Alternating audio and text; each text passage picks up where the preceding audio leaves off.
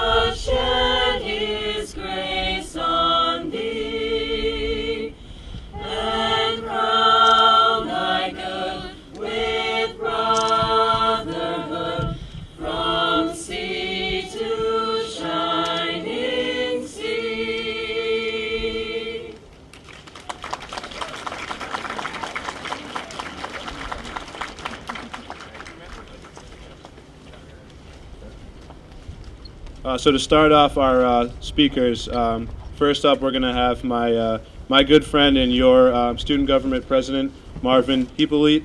I promise we did not dress the same on purpose. But please give him a warm welcome.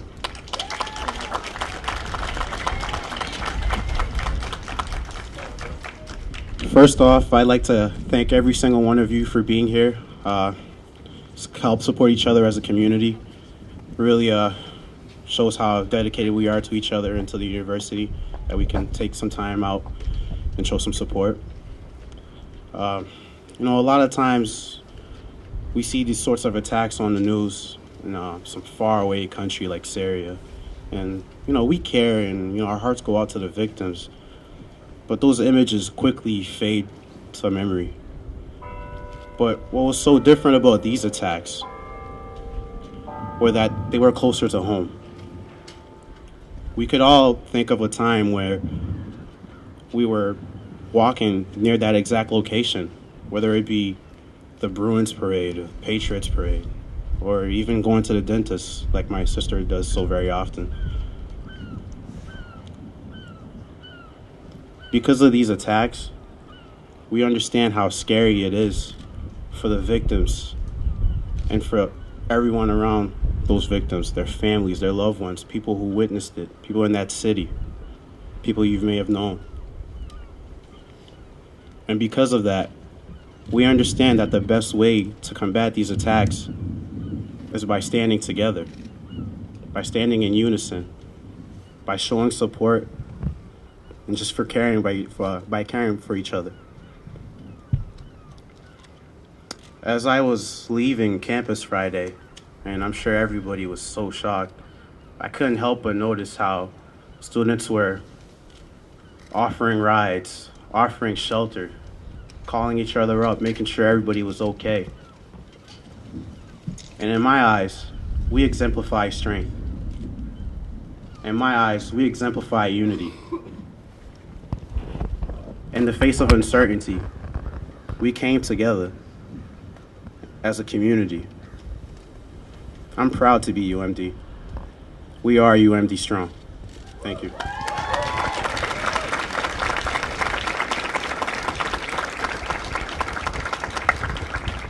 Thank you so much, Marvin. Next up, we're going to have our interim provost, Dr. Alex Fowler, speak to you guys.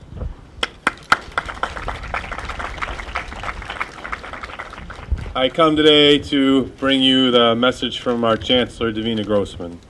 Chancellor Grossman can't be here today because she's at the bedside of her mother, who is gravely ill.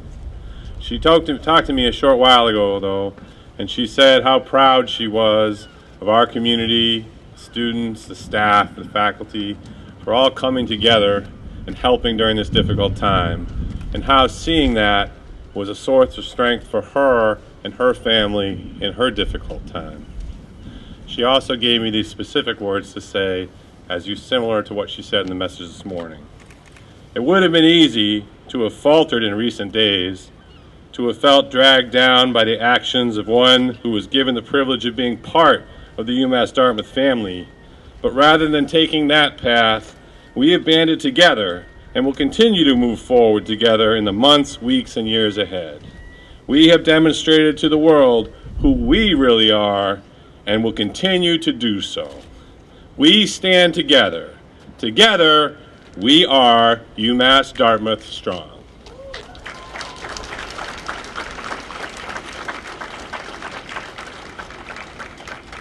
Thank you, Dr. Fowler. Next up, we're going to have Sarah Lachlan speak to you guys. Please.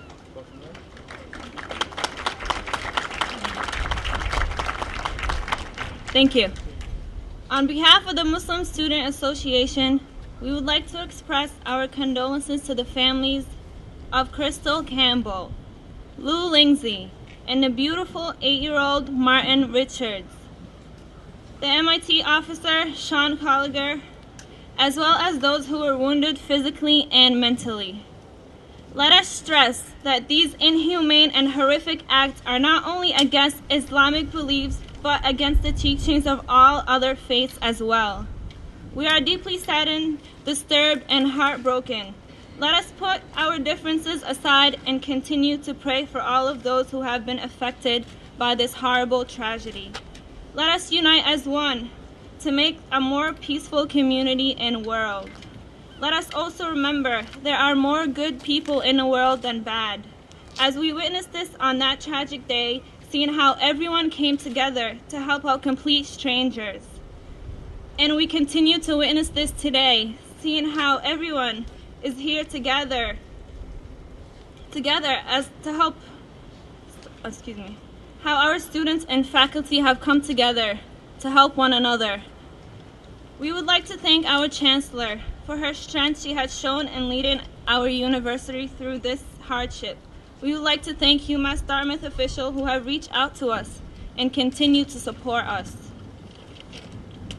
Dr. David Millstone, Miss Cynthia Cummings, Father David, Mr. Chris Labe, Miss Julie Parker, Mr. Keith Wilder, our new advisor, Dr. Fennessy, and supportive staff and faculty.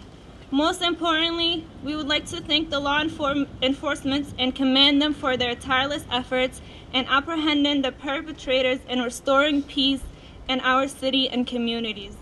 We would like to also welcome everyone to our MSA gathering, which will be held this Thursday at 7 p.m. in Liberal Arts Common Area.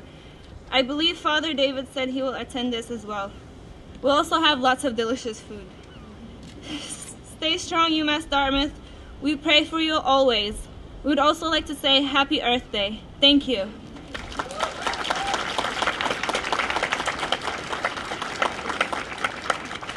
Thanks a lot, Sarah. I'm sure that delicious food will get many people to that event. So before we have a brief poem reading for you guys, it is my absolute pleasure to introduce Congressman Keating, who's going to say a few words.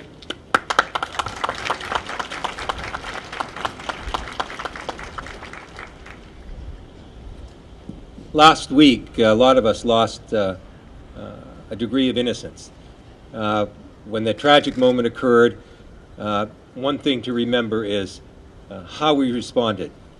There were people that had just finished running 26 miles, yet they jogged to the emergency rooms to give blood because we are one. There are bystanders that risked their lives trying to come to the assistance of people medically because we are one. There are first responders who came and made sure those that were injured were taken to the hospital and those that were in danger were protected because we are one. At those hospitals, the medical personnel awaited, dealing with people, giving them treatment, working long and hard hours because we are one. We are one, and we're gathered here as one. And we're reminded that all of us can speak and act as one, but one of us cannot speak and act as all. Now, a few hours ago, there was a profound moment of silence throughout this entire country, where we paused and reflected on those that lost their lives and those that were injured. And in that silence, there was great power.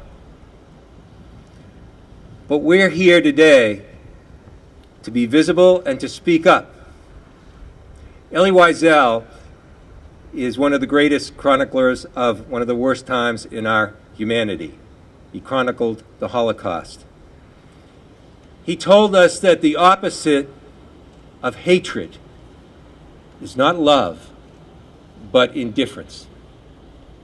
By gathering here today, by speaking up, we are making sure that this university does not tolerate, does not accept, and will dedicate themselves to the fight against hatred and ignorance and evil. There are evil among us all in this world. There's evil in this country, and indeed, yes, there was hatred here and evil in this university. But all of us, as one, are gathering together. This is not just a facility. This is the seat of education. And in that education, there's great hope. And this university in particular has a name for itself, a name that is steeped in public service and dedication to dedicating your lives to help others all the time. I'm proud of this school. I'm proud of its mission. And all of us are here as one to speak up loud and clear that we won't tolerate hatred, we won't tolerate evil, but we'll do more than that. We will act and become better and stronger to serve our communities in our country and to serve each other and to serve mankind, because you will take the skills that you have here and collectively we'll work together to fight that hatred and ignorance. It's a pleasure to be here today.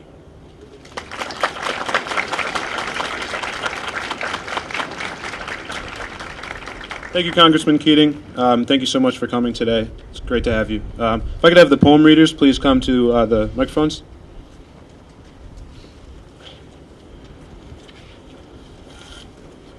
We have a group of 5 students here that are going to be reading you guys the poem Human Family by Maya Angelou.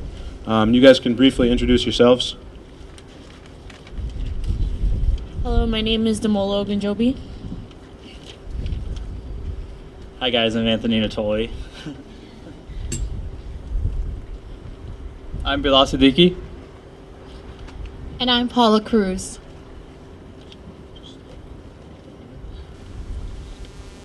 So I'm going to start. Human Family by Maya Angelou. I note the obvious differences in the human family. Some of us are serious, some thrive on comedy. Some declare their lives are lived as true profundity, and others claim they really live the real reality.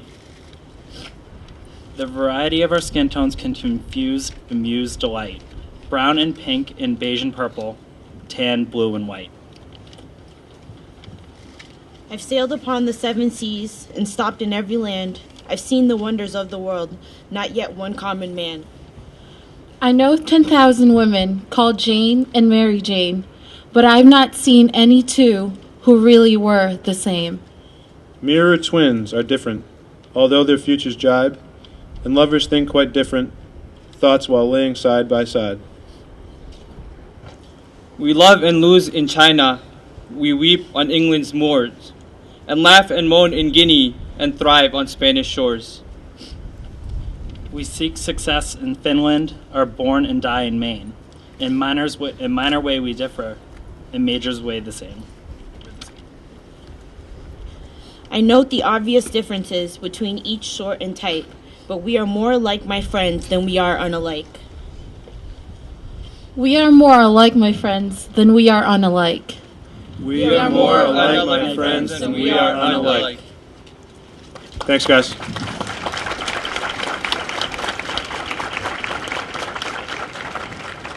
Great poem. Next, we're going to have Michelle Shane, who is a assistant professor of foreign literature and language, speak to you guys. Can I have Michelle come up?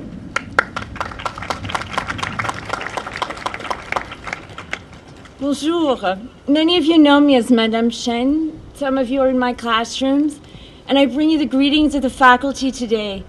But I also want to speak to you as a community member.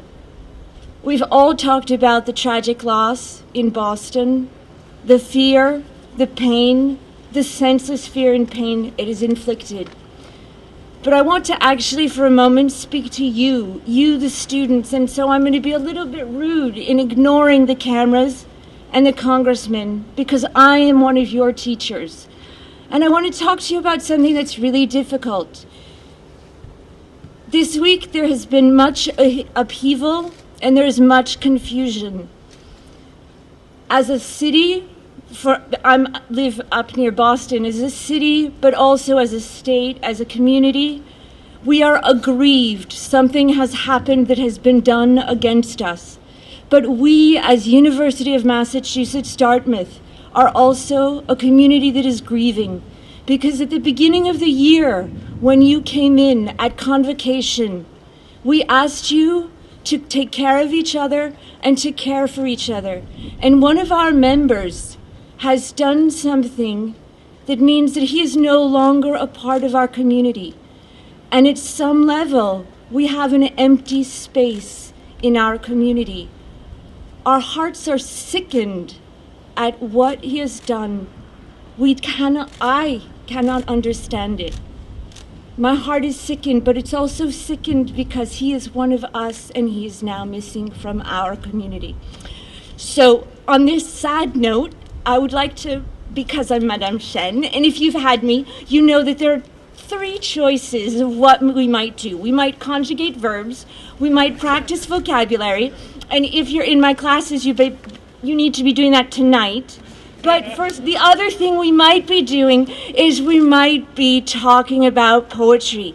And so today I'd like to actually take us back a few years and think about a translation that Seamus Heaney did of an ode.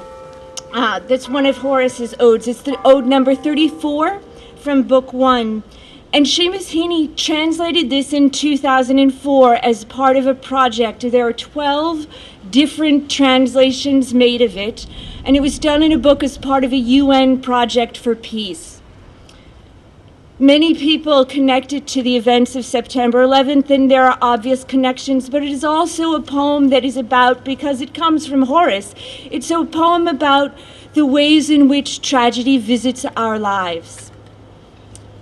And as you remember, because I'm Madame Chen and you need to know the backgrounds for these things, Seamus Heaney is an Irish poet, very famous Irish poet. He won the Nobel Peace Prize in 1995.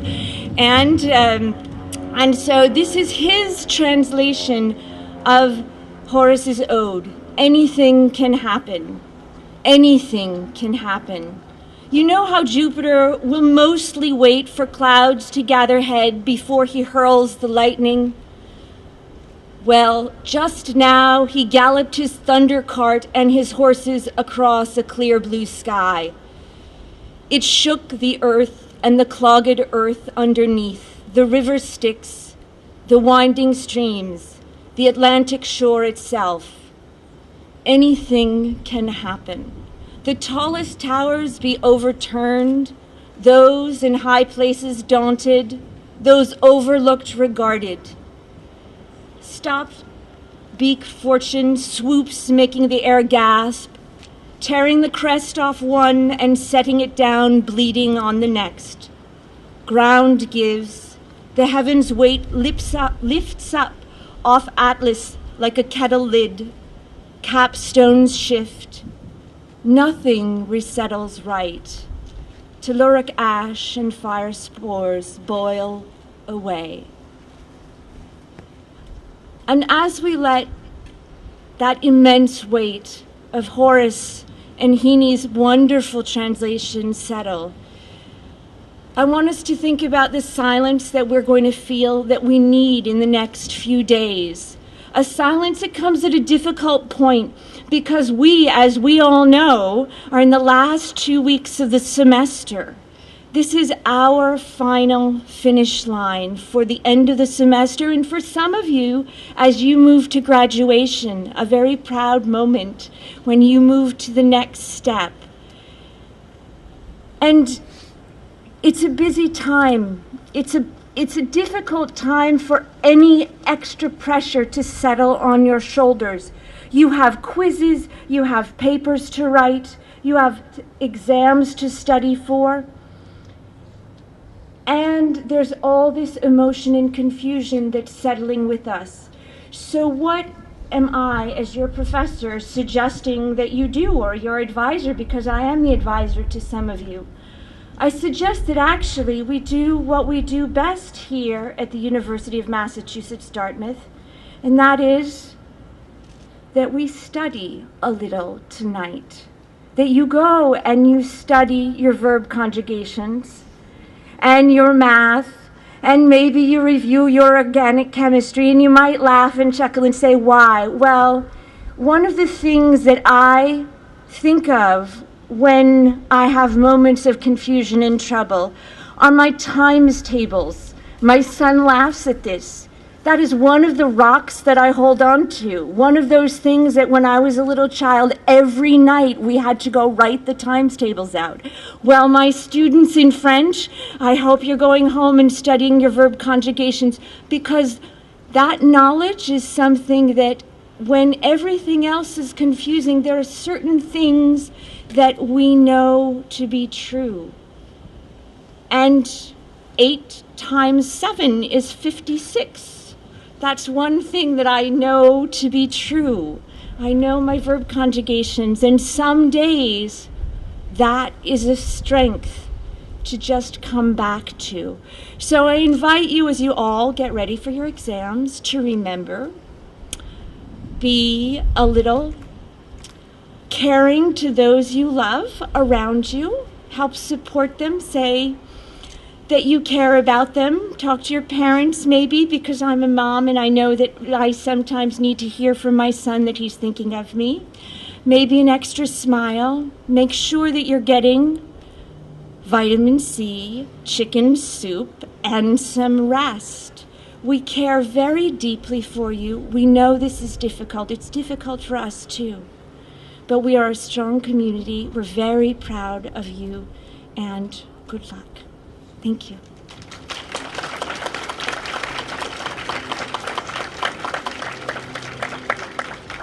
Thanks a lot, Professor Shen. So before we wrap up with some more music from Mental Note, we're going to have our last speaker, and that is your student trustee, Colin Murphy.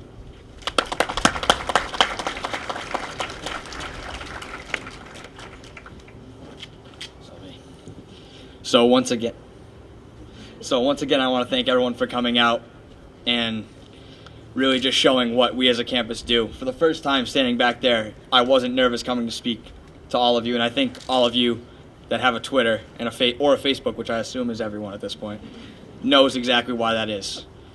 Because even though we were divided this weekend, we were together.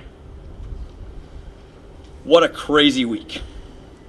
Less than a week ago, we stood in the same exact place, maybe not the same exact place, but the same spot that you're standing today, in remembrance and support of the victims of the tragedy at the Boston Marathon.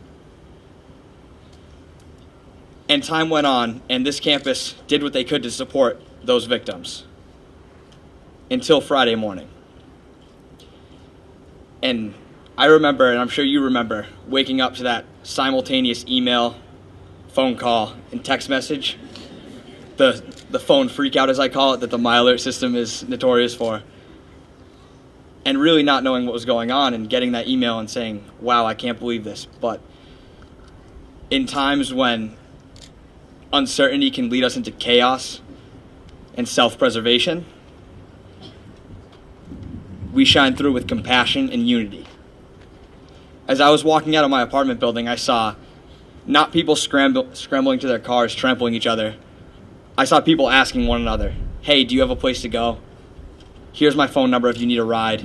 Some of my friends are coming back to campus. My apartment's not very big, but you can come to it if you need to. That's the kind of community that we have, and that's what we do for one another. I had professors email opening up their homes because they knew that we were displaced. Many of them were volunteering at Dartmouth High School, where a lot of us were. Staff members setting up hotel rooms for us, and even staying in some of them.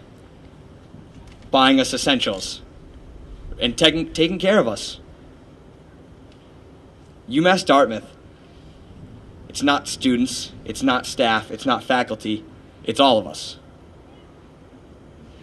Thank you. I apologize to everyone in the back. I asked them for a stool, but they didn't give me one. I honestly want to thank the Department of Public Safety at UMass Dartmouth. I don't think we can say enough for how well you all handled the situation. You ran straight into something that's absolutely unprecedented, and we thank you from the bottom of our hearts.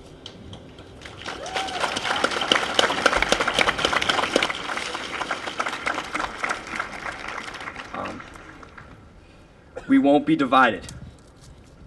Twice we've stood here, but we will not be divided.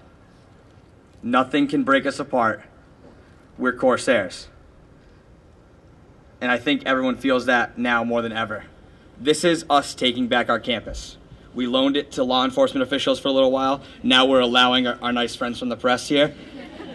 But this is our campus, and we're taking it back today.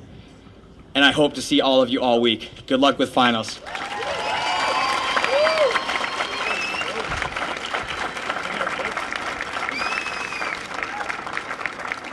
Now we're going to have some closing music from Mental Note, so if they would please come up.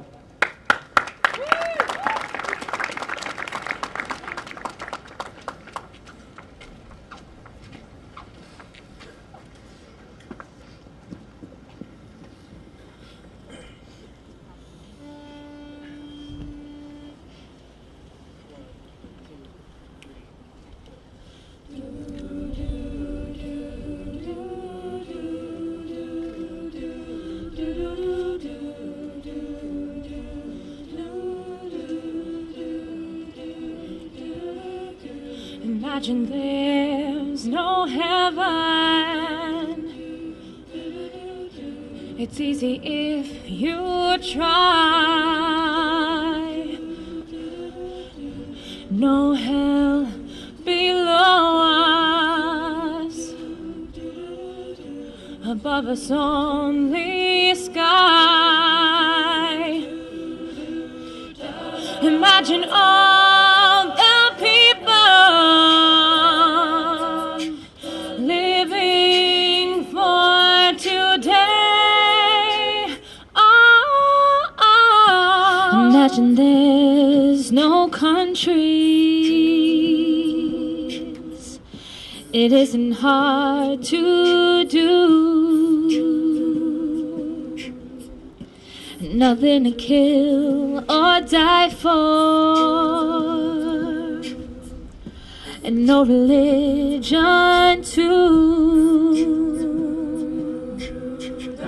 Imagine all the people living life in peace. You may say I'm a dreamer, but I'm not the only one. I hope someday you'll join us, and the world will be as one. Imagine no possessions. It's easy if you can. No need for greed or hunger. A brotherhood of man. Imagine all the people sharing all the world. You may say I'm a dreamer, but I'm not the only one. I hope someday you'll join us, and the world will live as one.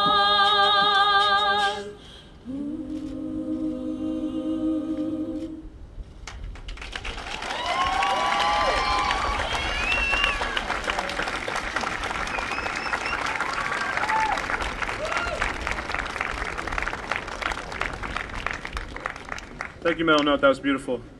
So in closing, I'll just leave you guys with a brief quote, and that is that we can see the past, but we cannot influence it, and we cannot see the future, but we can influence it.